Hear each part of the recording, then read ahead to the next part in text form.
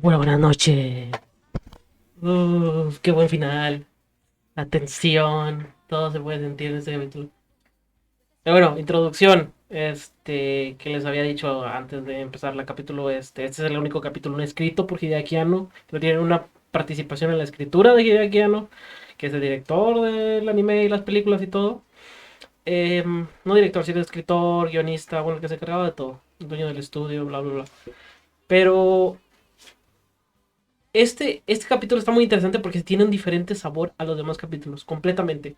Yo creo que es un capítulo un poquito más artístico, en cuanto a la forma en la que te dan los simbolismos, o sea, cambia todo por completo, ¿verdad? Ya no hay tanto como en otros capítulos de Hideaki Anno donde hay un chorro de simbolismos religiosos y todo esto, ¿verdad? Y es un capítulo un poquito más sentimental. Pero digo, es un poquito más artístico, ¿no? Que tiene ese feeling. Y usa varias, dos o tres referencias en cuanto al arte de obras de arte no antiguas, se puede decir. No sé si las notaron, que les puse de rato a ver cuál detectaban, ¿no? Este, el, la parte donde es más artística, donde usa nada más fueron como unas dos o tres obras, fue en la parte de la huida. Y pues tiene que ver con la huida de Shinji, ¿no? Huye de sus responsabilidades, huye de todo, huye de todas de estos traumas que le está causando el subirse a Eva, el que lo obliguen desde tan niño, ¿no? Y pues hay varias cosillas que toca también este capítulo muy interesantes, en cuanto a cómo cómo dice que ellos están obligados, o NERV está obligado a usar niños, ¿no? Y habla por primera vez del Instituto Marduk. El Instituto Marduk, bueno, como spoiler, es la escuela. La escuela es la que escoge a los elegidos, y la escuela es una forma de escoger a no sé, son pausas japonesas de Akira Kurosawa, exactamente, son pausas japonesas de Akira Kurosawa, que usa muchas pausas Akira Kurosawaescas este, durante la serie, se usan bastante. Y esto bueno, este capítulo lo que me dejó en claro es de que el responsable de todas estas referencias de lo que es cinematográficamente puede ser, este, puede ser ideadas en parte por el otro, que ahorita les digo el nombre que siempre se me olvida, de lo que es el director del personaje. Pero alguien sí supo dar con las obras de arte. ¿Cómo se llama la obra de arte? El sujeto que está viendo a la niebla, muy famosa. El vagabundo que vio más allá,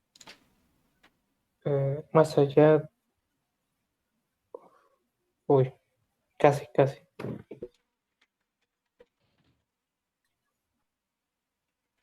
A ver, si alguien se acuerda, ¿cómo se llamaba? ¿Qué cosa decías, Mode? La obra de arte del vagabundo, que ya dijeron que es el vagabundo que observa a la niebla.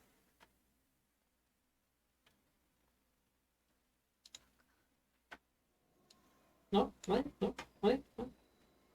Es una de las partes importantes del capítulo. No, bueno, aquí está. Pero no. Bueno, también usa una de los girasoles de Van Gogh. Este, que es como ese feeling de ver los paisajes. También usa mucho al principio cuando va saliendo de la ciudad, y todo esto.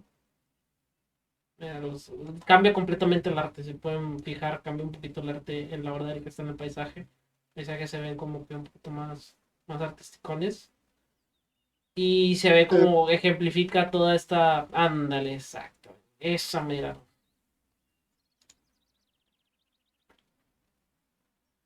Sí, ahí se ve. Exacto. Esa y la del hombre viendo la niebla. Exacto. Oigan, oigan, ¿cómo que vagabundo? Eso no es un vagabundo. Frank, hoy no vi, notó la referencia, está bueno. Ahí está. ¿Lo vieron? Ahí está. Pero aquí el vagabundo ve a la nada, ¿no? Y aquí es la contemplación de Shinji, pero a lo que es la ciudad, ¿no? Tokio 3, ¿no? Que es la nada que tiene que observar. Que ahora ya no estamos viendo o contemplando todo el análisis de arte, debate. Eh, y cómo contempla tiene un nombre el sujeto, ¿no? El vagabundo, todo esto, cómo está contemplando la nada, la niebla. Y es como ver al abismo, ¿no? Ves cuando tú ves a la nada y se refleja en ti. Y es Shinji es contemplar la ciudad, ¿no? Entonces, Sí, el título se llama El vagabundo sobre el mar de niebla por el Caspar.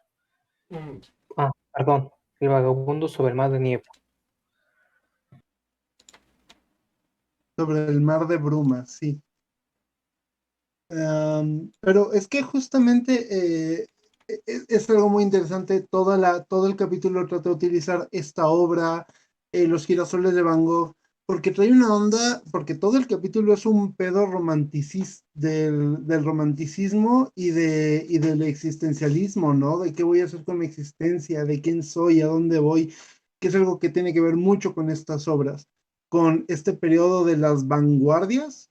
Bueno, las vanguardias y el romanticismo y este periodo en el cual el hombre ve el abismo de su existencia, diría Nietzsche, una vez que ha muerto Dios, se abre un gran vacío y entonces el ser humano se encuentra hacia ese gran vacío que es la realidad, que es el mundo, que es el saber que no hay nada más allá de la muerte, que uno tiene que hacerse cargo de su propia vida y genera mucha ansiedad y mucho miedo, y lo vemos constantemente con Shinji. Shinji tiene mucho miedo a tomar control de su propia vida.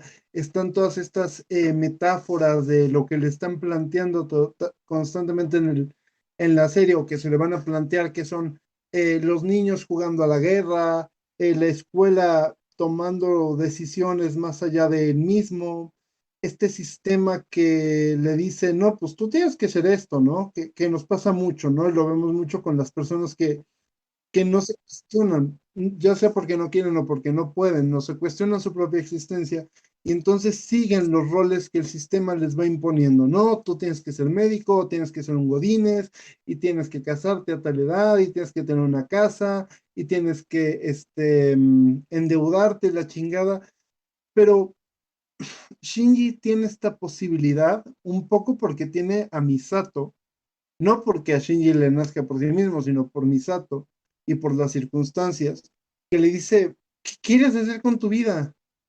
¿Qué quieres, no? Y está empecinado en esto de, no, es que yo tengo que subir a Leva, por spoiler, no es porque realmente quiera, sino porque Shinji es un ególatra vanidoso que está dispuesto a sacrificarse a sí mismo con tal de darse importancia, y esa importancia la encuentra a través de Eva, pero es justo el hombre ante el vacío de su propia existencia. Este romanticismo y este existencialismo que plantean estas obras de arte, además es muy curioso porque a diferencia de otros capítulos del anime que sí parecen un sueño, pero parecen más una pesadilla, en, todo, en toda la excepción de la palabra. Este capítulo específicamente es más como un sueño, pero porque todo es muy poco real, todo es demasiado brumoso, ¿no? Todo es como si estuvieras en un Silent Hill donde no ves nada con claridad, donde todo se ve a través de siluetas, de, donde todos son metáforas, pero no tanto en un simbolismo, sino que son metáforas, son indirectas, muy directas, dirían los jóvenes. Entonces es muy interesante porque justo es una visión del surrealismo europeo del siglo XIX en la visión de los japoneses en una animación del siglo XX, cual es súper interesante. tú lo pusiste, ¿no? Ese es este romanticismo existencialista. Y pues es parte viene del mismo nombre del capítulo, ¿no? Con el dilema del erizo, que es parte de uno de los dilemas que propone Schopenhauer, este, que es un pesimista, un filósofo pesimista y todo esto, ¿no? Creo que se existencializa, pero eso será Kierkegaard más que nada, ¿no? Ujú, sí, es Kierkegaard, Sí. que es Kierkegaard el que comienza a decir, tenemos que mirar hacia el abismo, y una vez que nosotros vemos el abismo está viendo sobre nosotros, y tenemos que eh, tomar responsabilidad sobre nuestras acciones. Que más es bien chistoso porque Kierkegaard era religioso, y todo su pensamiento es muy antirreligioso, entonces...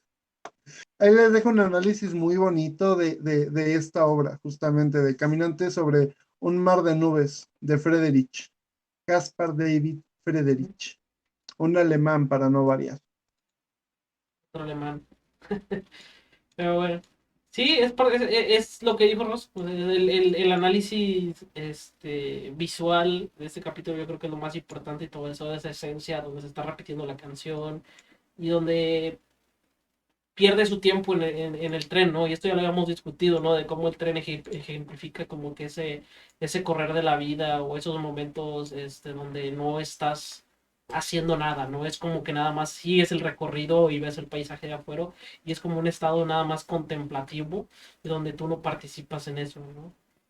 Como una contemplación. Yo creo que este capítulo tiene que ver eso con la vida de Shinji, ¿no? Es esta contemplación de ver lo demás. Ay, qué mal se ve.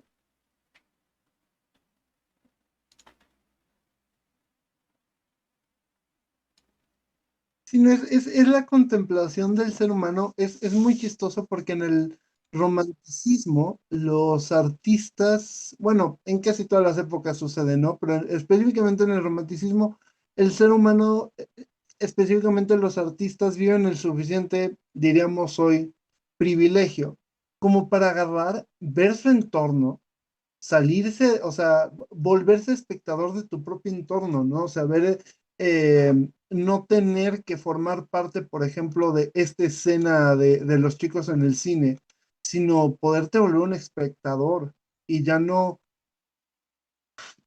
participar de la vida, sino volverte un espectador de ella. Puede ser como el ser inauténtico. Ah, sí, exacto. Ser inauténtica, que no.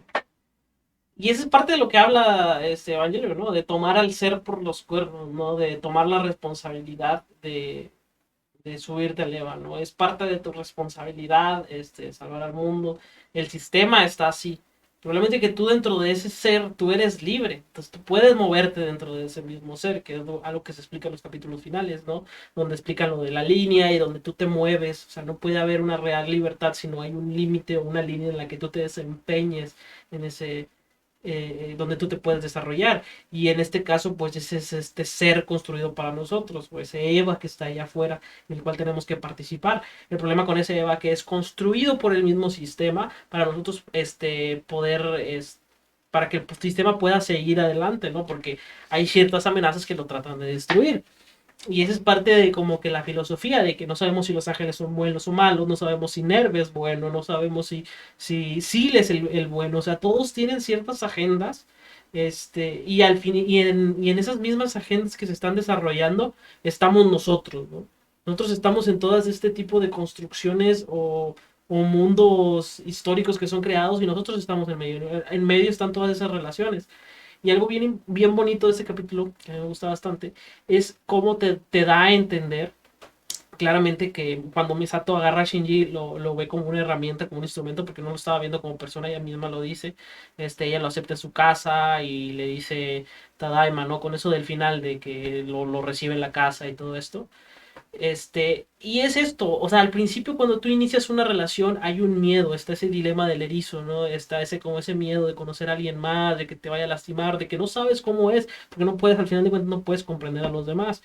Entonces está ese miedo por entender al otro y tú al principio pues los ves como un instrumento, cuando empiezas a conocer a alguien pues lo ves como que, pues bueno, estoy conociendo a alguien, es como que, bueno, no lo veo como algo como No sé si me explique, ¿no? Ves como se convierte en un instrumento, ¿no? Entonces tú ves a las demás personas como instrumentos, pero lo importante de ese proceso es de que cuando tú ves primero a las personas como instrumentos y luego empiezas a interactuar con ellas, se crea este vínculo especial. Entonces, dentro de ese enmarañe de sentimientos que se van creando durante esa forma como artificial o como instrumental que tú ves a las personas, se crea un sentimiento que es el importante, ¿no? Y es ese sentimiento que está teniendo Misato por Shinji, ¿no? Y es el sentimiento que hay que reconocer. Es algo complicado de...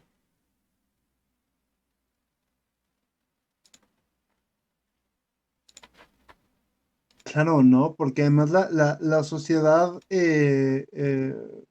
capitalista, o por lo menos las sociedades como son las sociedades militares, te tratan de empujar a que veas al otro como una pieza de ajedrez, como un soldadito de plástico, ¿no? O un soldadito de plomo.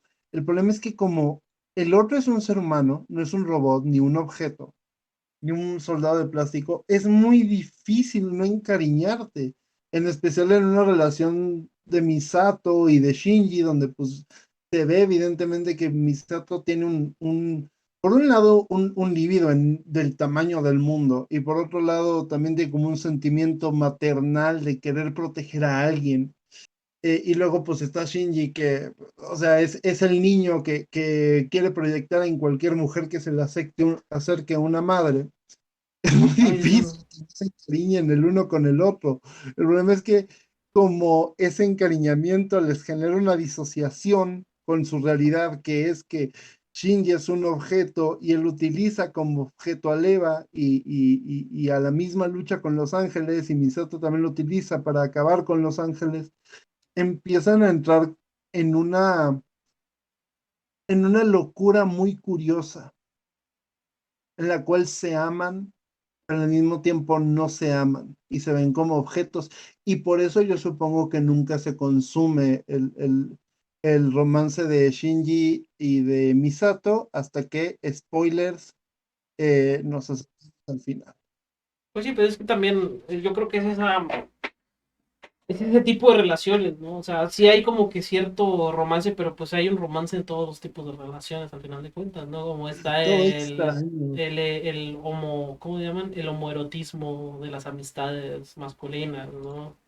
Y todo este tipo de amor que se siente por el demás, pero que no se llega a consumar. Y o sea, hay muchos antropólogos que han soltado este tema, ¿no? De por qué no hay incesto. Que es una construcción de la sociedad al final de cuentas, o son ciertas reglas que hay dentro de la misma sociedad para que no se consume el, el incesto con la madre y todo eso. Es un tema complicado, pero es como que una Es que, construcción. es que aquí también pasa algo muy diferente. Y es que Misato, o sea, independientemente de la libido de los dos, también en este capítulo te muestran que también Misato se empieza a reflejar en sí misma en Shinji. Ujú. Y es que ahí ya cambia completamente la dinámica. Porque ella, o sea, simplemente el hecho de ya empezar a empatizar con él, es también, ella empieza también a hacer uso de reflexión de pues, por qué rayos está cuidando tanto al mocoso. Y es justamente por eso, porque son personajes muy solitarios, son personajes que están en la guardia todo el tiempo. Misato con buena cara, pero al fin y al cabo no es una persona muy abierta que digamos. Entonces, ese reflejo mutuo también cambia por completo el contexto y tal vez traspasa, yo creo que esa visión que ustedes están teniendo de tal vez esa libido, esa cuestión sexual, yo creo que traspasa y por eso se llama así el capítulo y por eso termina como termina, o sea, como un bienvenido, pero es también no solo un bienvenido a mi casa, ¿no? Sino también yo el reconocerme a través de tus ojos. Es también, o sea, al empezar a reconocer a los demás, empiezo a reconocerme a mí mismo. El mensaje final del capítulo, del último capítulo. Aquí yo siento que se da el primer paso, porque es un capítulo donde todos los personajes, de alguna u otra manera, tratan de comprenderse los unos a los otros. Touya empieza, empatiza con Shinji, ve lo culero que le fue el capítulo anterior, todavía hasta la regaña a su hermana, Misato piensa que cuáles son los sentimientos de Shinji, por qué rayos toma esa actitud. Shinji también comprende un poquito más a Toya, etcétera, etcétera. Empiezan a conectar. Y eso es muy importante. Digo, lástima que todo se va a la verga después, ¿no? Pero yo, por lo menos, es lo que me deja más este capítulo. O sea, sí se llama el dilema del erizo, pero parece que los personajes empiezan a dar un paso adelante. Y romper un poquito esa barrera que cada quien empieza a hacer. No lo sé, yo me quedo más con eso.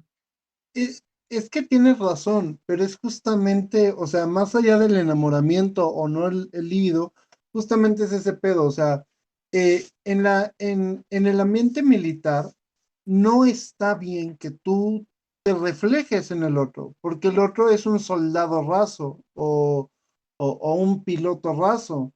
El otro es una herramienta que tienes que saber disponer de su vida y no tener miedo a disponer de su vida. El problema es que cuando Misato comienza a tener esta identificación con Shinji, que también es muy cierto porque pues, quien ya hemos visto la serie, pues sabemos qué pedos trae Misato con su papá, que son muy similares a los que trae Shinji con Gendo. Spoilers aparte. Entonces, esa relación, o sea, más allá del líbido o no el líbido, comienza a generar una disonancia, ¿no? Es como si yo te digo, bueno, tienes que relacionarte con esta persona como un objeto, pero hay un punto en el cual ya no puedes relacionarte como un objeto, como si fuera un objeto esta persona, ¿no? Y entonces, ¿qué pasa? Y ese es cuando, es lo que les decía, ¿no? Cuando tú usas de reflejo a alguien, que te empiezas a reflejar en los demás, es usarlos como instrumento. ¿Por qué? Porque es un espejo, es un objeto. Está usando a las demás personas como herramientas o como instrumentos para tú poderte sentir bien. Esa es parte de la instrumentalización que tiene idea de Gendo, ¿no? Esa es parte del plan de instrumentalización humana, ¿no? Es que todos se vean como instrumentos y luego pasen como líquidos a no tener relaciones y solo se acoplen al lugar en donde están y no haya conciencia y se pierda toda individualidad posible. Y lo que tú hablas, pues es parte de las ideas ultra colectivistas, ¿no? De donde no quede espacio para la individualidad y que así todos puedan ser felices sin necesidad de tener todos estos problemas, que genera el individuo, ¿no? De existencialismo, de encontrar un sistema en su vida o de encontrar una idea de su vida y evitar todos estos problemas por medio de cierta colectividad, ¿no? Que es esa mucho de lo que llama el mismo Evangelio, ¿no? Que es la individualización a ti comprenderte como un individuo complicado para poder llegar a entender. Pero sí, lo que dice Milsor es bien, es un primer paso, pero algo que es bien interesante, sobre todo en Evangelion, que no hay una no hay una evolución correcta de los personajes, en el que no, ninguno está saliendo de su soledad. Al final de cuentas todos están usando es parte de esto, ¿no? Al final todos están usando ese mismo sistema para escapar de la realidad, todos los personajes están tratando de escapar de su soledad, escapando, creando estos escapismos de la propia realidad y sin enfrentarla. Como se llama Misato, hasta el final de la serie sigue con sus estados hedonistas, igual Shinji sigue depresivo, no se quiere subir a Leva, y al final todos los personajes sí, nunca evolucionan en sí, y yo creo que eso es parte del mensaje de la serie, es de que puedes llegar a entender ciertas cosas, pero sí hay una forma en la que tú puedes sentirte depresivo, pero una de las cosas importantes que te dice es de que tienes que enfrentar esos mismos sentimientos, ¿no?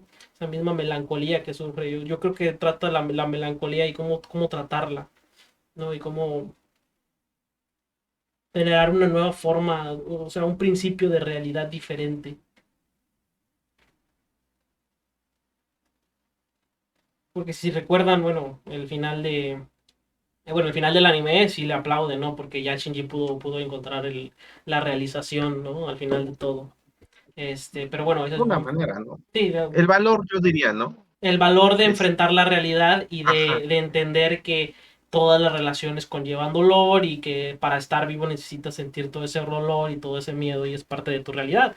Pero bueno, en Eno Evangelion el final es espantoso, ¿no? O sea, el vato, el mundo se termina y tiene que volver a construir todo el mundo completamente junto con Asuka. Porque Asuka también es un sujeto depresivo completamente, como la imagen que tengo en el stream, que es donde está viendo a la madre en el fondo, que es esta rey gigante, que es la ejemplificación de la madre o esta visión teológica que nosotros tenemos de la madre y del padre, que son nuestros primeros otros o nuestros primeros reflejos. Y la serie trata de decir eso, hay que olvidar estas versiones teológicas que están sobre nosotros y que ya nuestros patos, porque al final de cuentas nosotros en estos personajes que son los otros primordiales como el padre y la madre, los creamos en sujetos teológicos de la forma en la que nosotros podemos generar un principio de realidad y de ahí poder obtener nuestras ideas, que esa es la idea de Ana, ¿no? Y necesitamos superar y nos lo explica a través con teorías freudianas, ¿no? Del principio de la realidad, de lo que es la fijación oral, y de ahí ya vamos entendiendo que pues tenemos, para poder nosotros trascender en el mundo, tenemos que olvidar ese primer otro o ese refugio que nosotros teníamos en ese cuidado para poder trascender al sistema.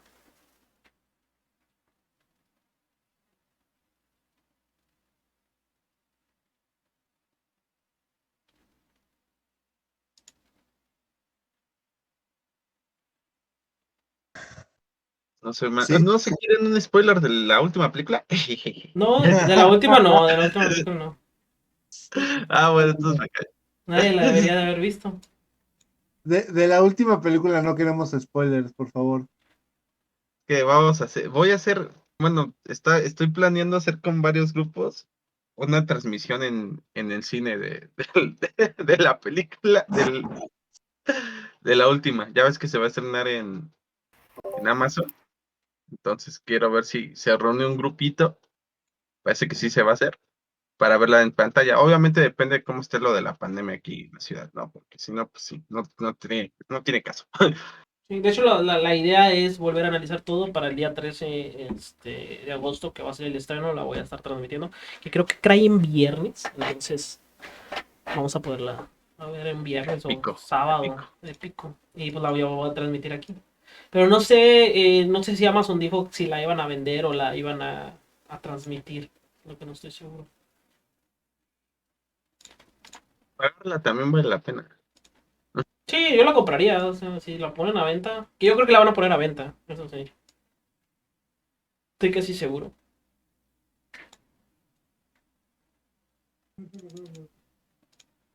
Pero bueno, yo creo que en cuanto al capítulo Lluvia después de la huida y su romanticismo hermoso, este, eh, la forma en la que deambula por la ciudad, yo creo que es algo claro. Ah, y una de las cosas que sale también, y que lo bonito de los subtítulos estos es de que lo ponen en los subtítulos, es cuando ponen en las carteleras que se encuentran en la ciudad, y en los cines que están transmitiendo una película del Segundo Impacto, ¿no? Y es como que hay una serie de cinematografías de Tokio 2, que es la ciudad antes de Tokio 3, que es la que está ahorita, Tokio 2 y cómo fue destruida durante el segundo impacto por los maremotos y todo esto. Y es como que hay una cinematografía de ese como que apocalipsis que hubo, ¿no?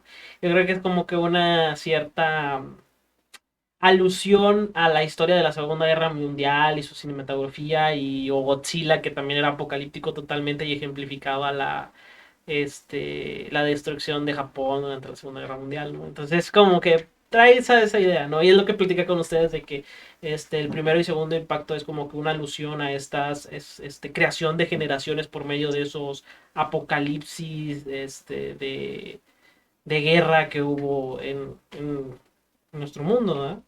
Que es la Primera y Segunda Guerra Mundial. Que son referencias que puede ser. También, o sea, el segundo impacto es de que fue un meteorito y que no sé qué. Entonces, bueno, que es una broma, ¿verdad? Porque al final de cuentas, el segundo impacto fue provocado porque el ser humano estaba probando con la visión paterna que era Adán y estaba haciendo pruebas para crear nuevos seres y explotó la Antártida, ¿no? Un lugar científico que tenían, estaban investigando esto. Y esa también es una como que referencia a de cómo se estaba jugando con la visión, la guerra, es es algo con lo que se juega con el sistema patriarcal y bla, bla, bla, bla. O sea, es este juego con la visión teológica patriarcal en Evangelion y cómo esta provocó el segundo impacto, que es lo que provocó la Segunda Guerra Mundial, porque recordemos que pues las guerras de la Segunda Guerra Mundial fueron provocadas por una visión patriarcal del colectivismo y de todo esto. Entonces, es como que eso. Pero bueno, esa ya es otra historia que no quiero tocar. Pero algo que les comentaba también ayer, y también se los comento por si hay algún comentario, es de cómo Evangelion es un... Que bueno, ya luego, porque ahorita los quiero preparar para el capítulo 7, creo que es construido por los hombres, que es el capítulo que Evangelion habla de este sistema patriarcal directamente, ¿no? Y yo pienso profundamente que Evangelion es un film feminista. Estaba platicando con Rojo de esto, ¿no? De no es, Un poquito. no es feminista en el ámbito de que busque, no es feminista, pero es antipatriarcal.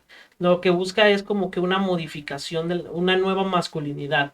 Y ve Ano, que es algo muy clásico, es ver en la masculinidad una forma en la que está destruyendo el espíritu humano.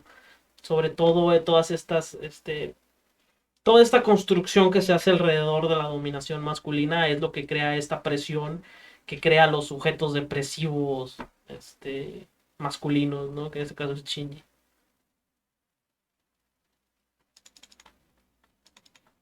Y bueno, y las chicas también son parte de la historia, ¿no?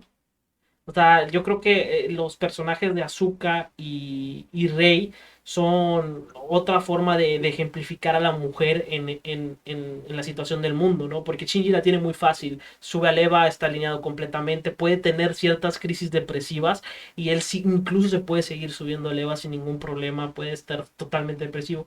Pero Asuka en cualquier momento en que sufra algo, alguna situación mental, no se puede subir al EVA, simplemente se sincroniza, incluso ya le estaban quitando el EVA. Y es una forma de ejemplificar cómo estos seres que son construidos por el mundo son hechos más fáciles para el hombre que para la mujer. Eso es pues, parte de... Y pues Rey representa a la mujer florero creada por el mismo sistema o por el mismo sistema científico y todo eso. Aparte de que también es la crítica, ¿no? A los cánones de la animación japonesa que todavía existen. Uh-huh. Y de hecho hasta se volvieron al contrario, ¿no? Empeoraron, Sí, ¿no? O empeoraron con sea, Rey. De hecho, Rey se convirtió en uno de los ejemplos más grandes de los ajá. nuevos. De hecho, muchos historiadores del anime comienzan el Moe desde Rey. Ajá, y el tsunderismo, si bien ya lo teníamos, no sé, con personajes como Akane Tendo o cosas así, con Asuka ya se volvió en el molde. O sea, la crítica de Ano se le vino encima, se la volteó, La ¿no? maldición de Inclusive, Evangelion. sí, Pero pues, fíjate que, o sea, con Rey y con Azuka es cuando estas dos, lo que son las Sundere y las Moe, toman Tsundere. su forma más perversa, o sea, más tóxica. O sea, sí teníamos a Kane, pero a Kane sí Es no, veías claramente que a Kane le gustaba Ranma y que sí se le mojaba la quesadilla con Ranma y lo que quieras, pero Azuka está loca, loca como cabra, y a partir de Azuka todas las chicas Sundere no sabe si quieren matar al protagonista o se lo quieren cochar o lo van a matar mientras cochan, y es como, ¿qué pedo con estas mujeres locas, no? O sea, ¿por qué ahora les prende tanto la mujer loca? ¿Por qué bueno, no es pueden el tener una contexto mujer japonés, normal? ¿no? O sea, con una tasa de natalidad sumamente baja, también por cuestiones económicas, obviamente. Este, Estamos hablando también de que pues, el anime, curiosamente, qué bueno que lo menciona, ¿no? Es un anime que es antipatriarcal y ustedes ven la industria actualmente y es más que machista. Sí. O sea, es Y, pornográfico, pornomachismo, si lo quieren ver de esa manera. sí. O sea, es terrible. Y es algo bien interesante porque lo que yo les platicaba ayer, que también estábamos platicando con Rojo, es cómo Asuka representa esta visión de la segunda ola el empoderamiento de la mujer por medio de la competencia, ¿no? Es esta ejemplificación de la mujer de Occidente. Por eso ella viene de Estados Unidos, es alemana, o sea, es todo lo más occidental que pueda saber, que pueda haber, ¿no? Entonces, es esta representación de la nueva idea de la, porque la mujer en Japón es como rey, ¿no? Es un florero que nada más está ahí para seguir, o sea, es un ultra machismo en Japón, en la forma en la que se percibe a la mujer, ¿no? Es completamente la mamá, o sea, representa todo lo que está mal con la visión de la mujer en Japón, así de plano, porque literalmente es la mamá. Literalmente es seria, no da sus opiniones, solo ama a una visión paternal, o sea, es todo lo que está mal y es creada por el mismo, por el mismo nerd, ¿no? Por el mismo ideas del mundo, ¿no? De la sociedad. Y Asuka representa esta occidental. Entonces es tan, esa visión de los personajes, es lo que también les decía, es de que Ano no sabe, él puso sus historias o su ejemplificación en los personajes, pero el diseño de los personajes a final de cuentas fue hecho por otra persona que es muy buen diseñador de personajes de anime. Y los hizo porque Ano los quería hacer completamente desagradables, ¿no?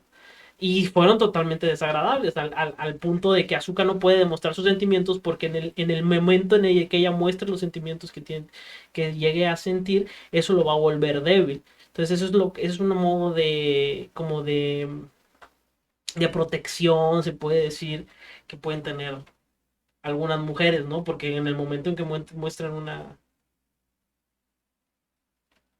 le llama el niño malo. ¿Sí? Y que así lo decía, ¿no? O sea, creamos, ¿por qué Azuka y por qué Rey son así? Ah, pues para apetecer a los a la idea que tenían en ese momento, era nada más eso.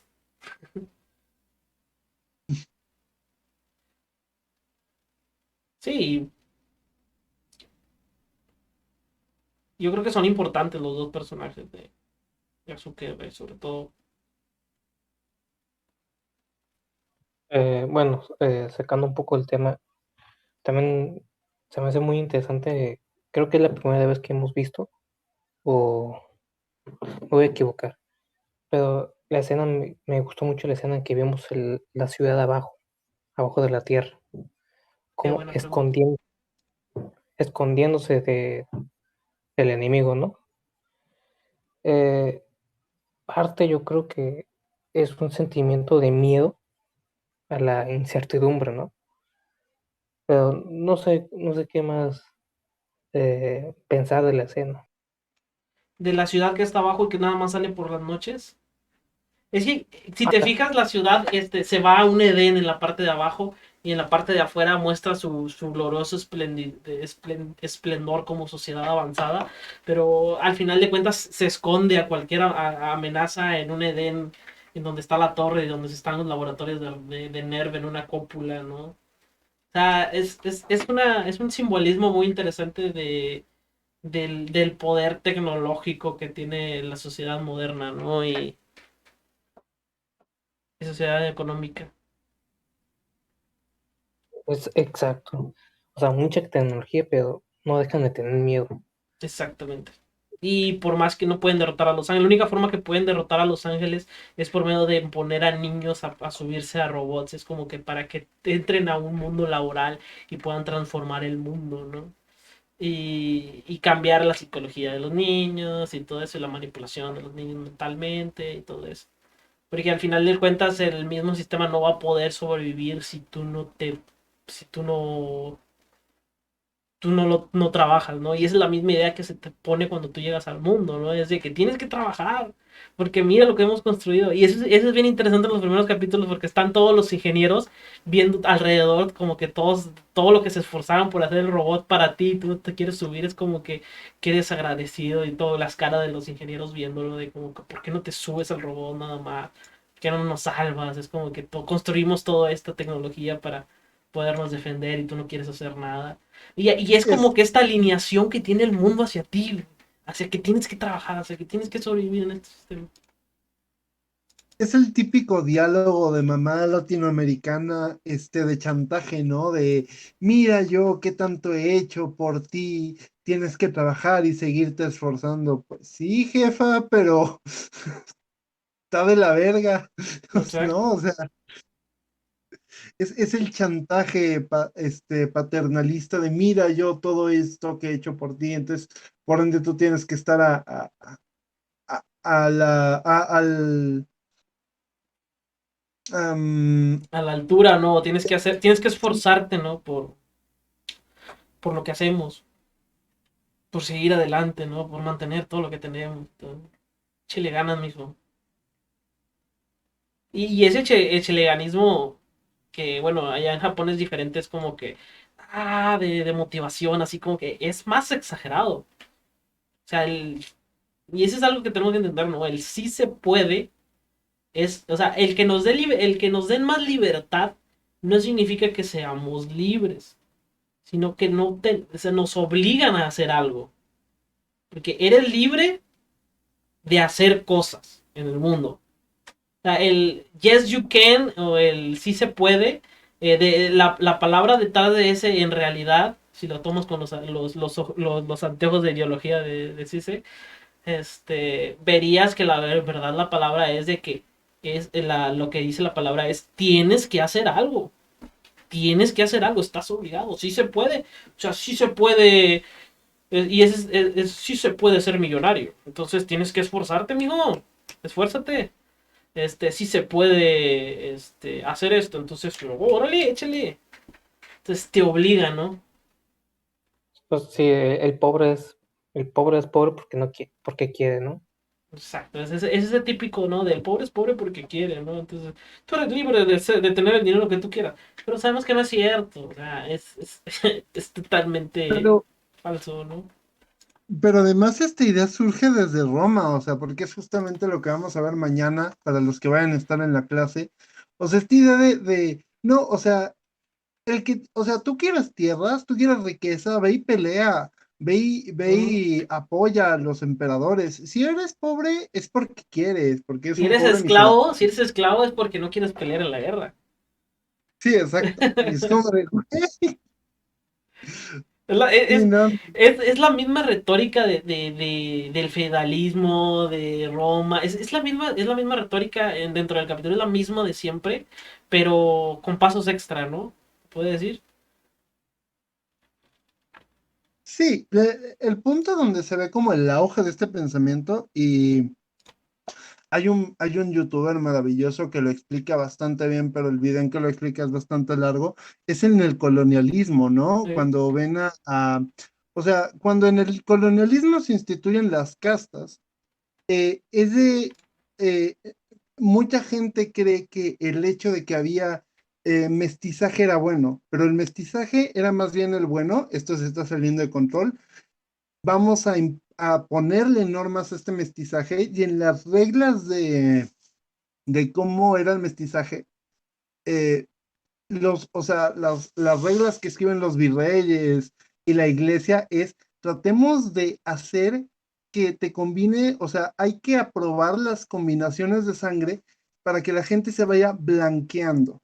Entonces, si tú eres pobre, es porque tú quisiste, ¿no? Porque tú quieres mantener tus tradiciones de indígena o tus Mantener tu tradiciones de color de mexicano. piel, ¿no? Casi, casi. No, no, no, no, tienes que abandonar esas tradiciones y tratar de blanquear, mejorar la raza, como dirían algunas abuelitas. Entonces, Y sí, es el colonialismo. Incluso vivimos ahorita en neocolonialismo, totalmente. es Y más había un- neoliberalismo, pero ya lo discutiremos. Es castas, es un sistema de castas. aquí usaba un término que se llama, que si no me equivoco es para una raza, en el que se dibujaba un marcos, cuadros, en el que ponían así como, esta raza es salta para atrás. O sea, lo que, o sea, como se juntaba con una persona negra para tener un hijo, estaba saltando para atrás en la escala social. Sí, pero era más que eso. O sea, por ejemplo, sí, los españoles trajeron universidades, pero por ejemplo, pero nunca se les permite a los indígenas o cualquier persona de tono de piel que no fuera blanco ser maestro. Y en una de estas cartas lo tratan de justificar diciendo es que bueno, ¿cómo va a ser que un niño blanco de padres españoles va a tenerle cualquier respeto o va a considerar de autoridad a esos morenos indígenas de malas costumbres y maliciosos, porque además esta idea de las castas viene de la Edad Media, con esta situación de la persecución de los judíos y los conversos y la chingada, donde en la sangre venían tanto las cosas buenas como las cosas malas. O sea, si tú eres cristiano converso, hijo de judíos, por tener sangre de judíos, en tu sangre venían cosas malas, ambiciosas, ¿no? Es la maldad atribuida a tu sangre. Cosas bien bonitas de la antigüedad. No, pues hay mucho judío. De hecho, toda la región de Monterrey del norte es judía. Sí, Completamente. sí. Y bueno, bueno, es que sí. Es parte del. Y yo creo que esa misma colonización sigue muy adentro de la sociedad latinoamericana, ¿no? Y el imperialismo o el colonialismo como país colonial, esas ideas que todavía mantiene Estados Unidos, esas ideas imperialistas de la dominación de otras tierras, en cuanto a ellos que tienen que tener cierta dominación o debe de haber una cierta ideología, sigue ahí presente completamente.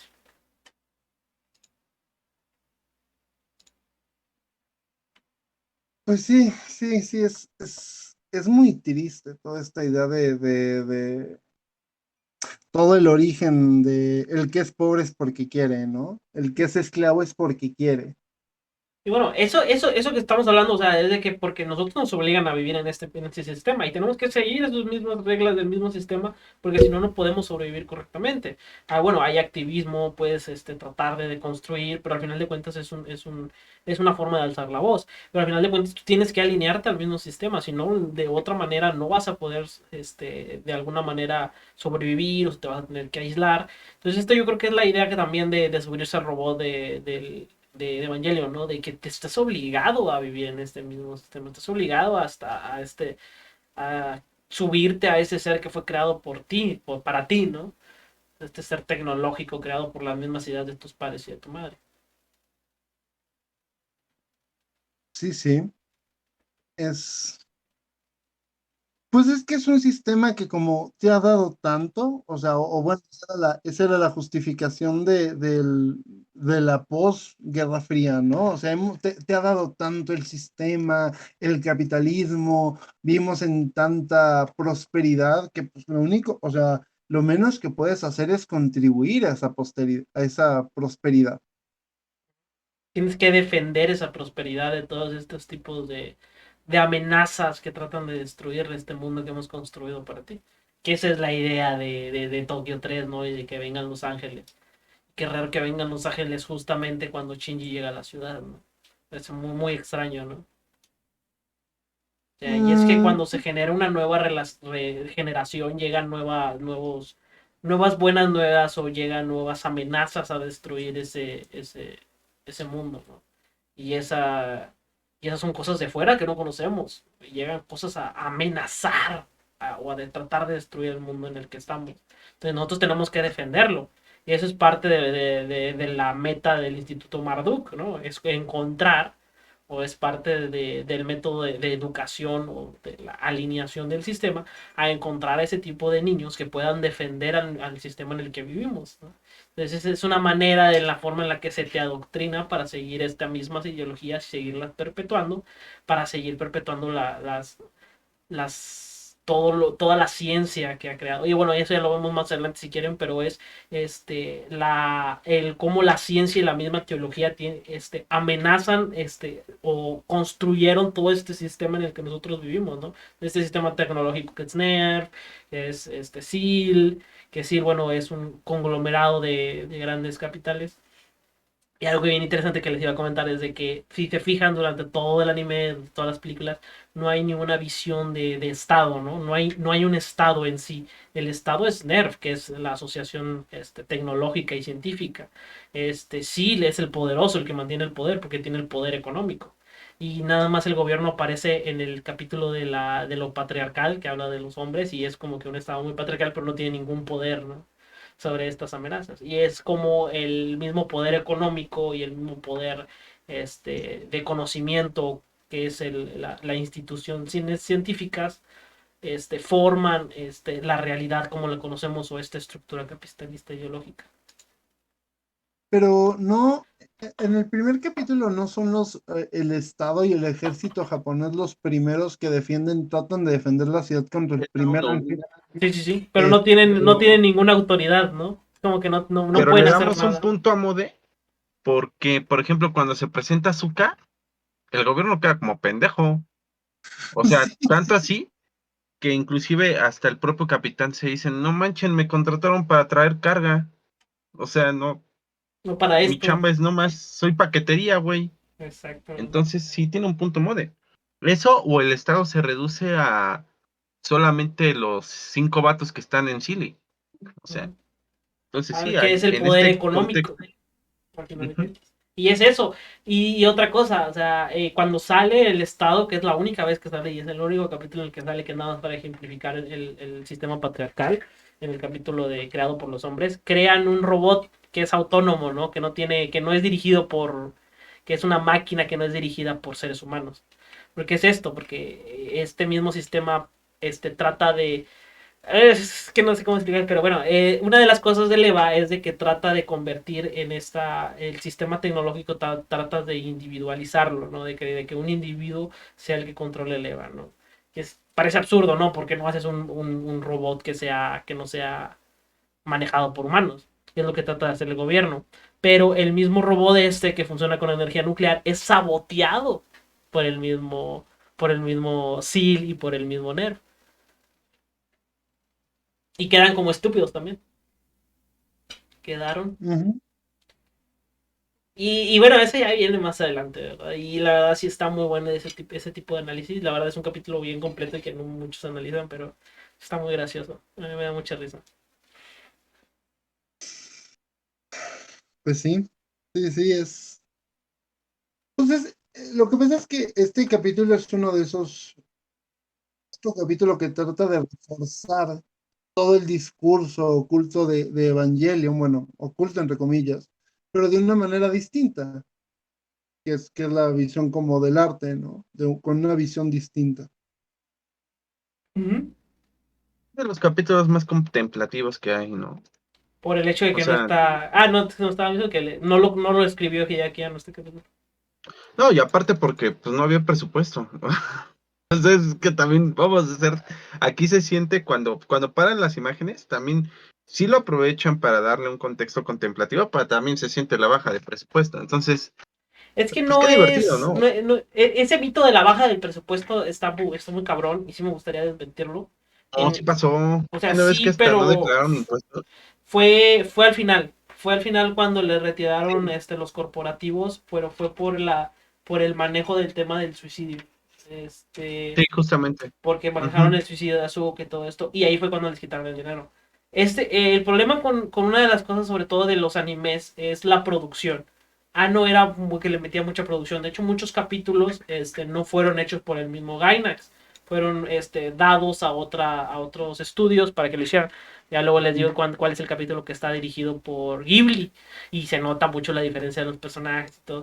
Entonces, este capítulo estuvo dirigido por otro estudio de animación. ¿Por qué? Porque ya estaban retrasados con los tiempos. Entonces, cuando pasa eso de que no van a poder sacar un capítulo para la fecha que es, sobre todo porque es animes que están en emisión, tardan en llegar. Entonces, por eso a lo mejor ves una baja de calidad porque fueron y lo mandaron a otro, lo exportaron para que lo No, hiciera otro estudio.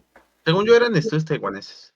Ajá. pero además, estas pausas, perdón, Milford, pero no tiene ninguna justificación decir que es por bajo presupuesto, porque estas pausas son muy específicas de la animación y del cine japonés. Si no, te invito a ver todas las películas de Akira Kurosawa, que nunca les faltó presupuesto, a todas las Así es. películas anteriores, Son las pausas porque Akira el cine japoneses. japonés, el cine Porque japonés, Kurosawa, aún en lo estático había movimiento. Eso no sí, me lo... en específico. Pero las películas japonesas empiezan tratando de imitar el estilo western de los vaqueros. y ahí le meten un poco como esta combinación de los samuráis. Pero en el western hay muchos momentos así como de tensión silenciosa, donde están como los dos pistoleros mirándose.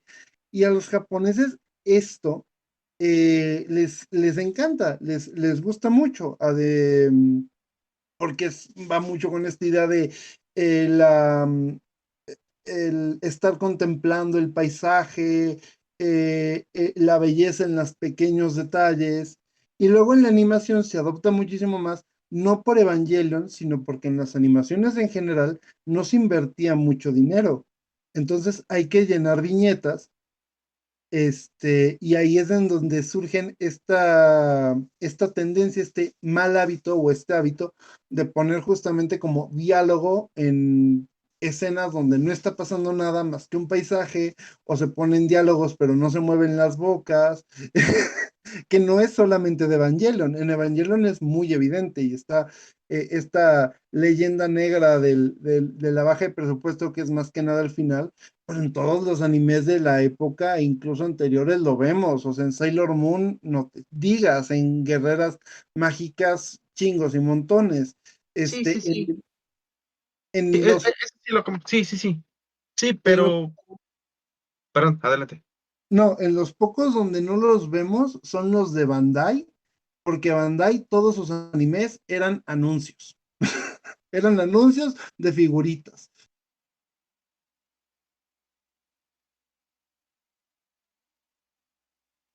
Sí, eso lo tengo contemplado, ¿no? Pero bueno, es que yo sí siento, o sea, a veces sí siento como que sí se ahorraban en algunos detalles. Y es que siento que al contrario es una como que, bueno, pues voy a aprovechar esta escena, quiero transmitir esto y aparte me lo voy a ahorrar. O sea, yo creo que no están peleados, ¿no? Uno no cancela la otra, ¿sí me entiendes?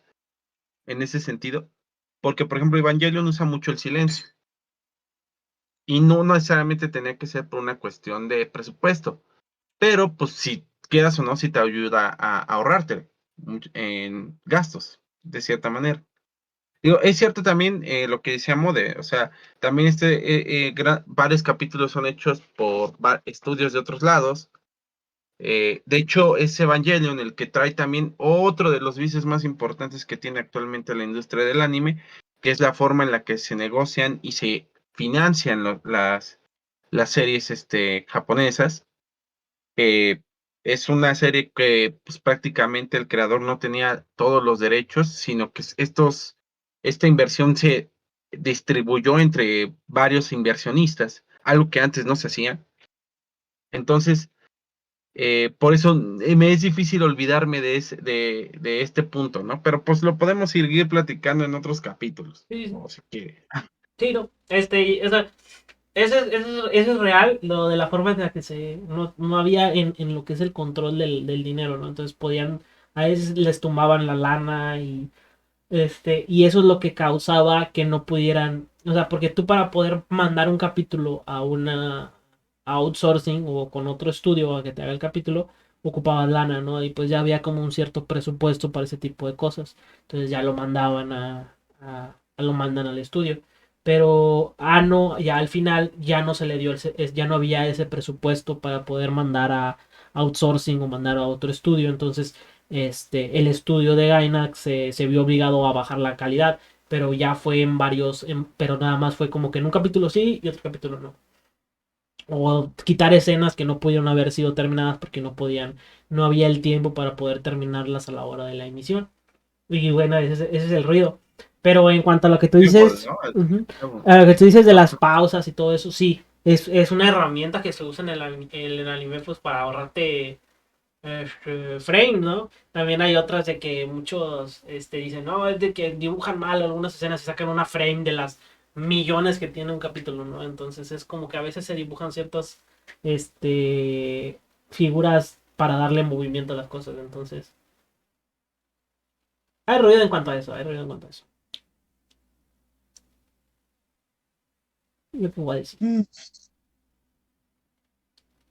Bueno, fue divertido. Muchas gracias, chicos, Bueno, por chicos, transmitir otra vez Evangelion. mañana vamos a estar viendo otro capítulo.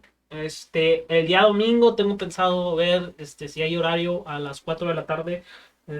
Transmito una de mis películas favoritas que es La Revolucionaria Chica Utena.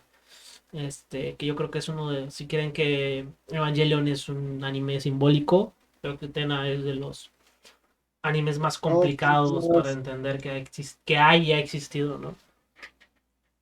Oh, por Dios, al fin vamos a ver Utena. ¡Qué maravilla!